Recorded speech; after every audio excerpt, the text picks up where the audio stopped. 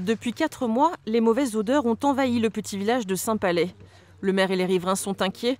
Certains jours, l'air devient carrément irrespirable. On sent surtout des odeurs de gaz, d'œufs pourris. Enfin, c'est vraiment désagréable et ça donne des maux de tête.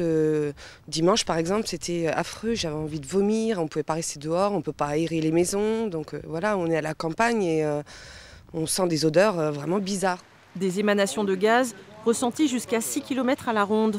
Pour le maire, pas de doute, il s'agit du centre d'enfouissement. Le gaz incriminé est l'hydrogène sulfuré. C'est le même gaz toxique produit par les algues vertes en Bretagne. L'odeur vient du gaz H2S qui se répand. Ce gaz n'est pas un gaz anodin.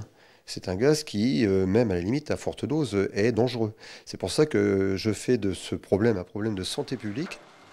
Le gaz provient de ce centre d'enfouissement. Il reçoit 90 000 tonnes de déchets par an qui sont stockés dans ses alvéoles. Mais en août, les travaux n'étaient pas terminés. Les ordures ont été transvasées plus tard. Un pic d'hydrogène sulfuré a même été observé.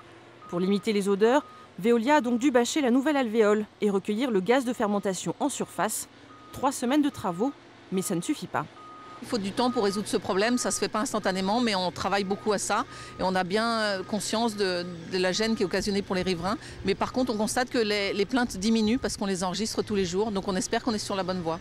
Sur le site, tous les employés portent ces petits détecteurs de gaz. Une alarme les informe quand les normes sont dépassées, mais ces mauvaises odeurs, toxiques à forte dose, incommodent toujours les habitants, sans réaction pour l'instant des pouvoirs publics.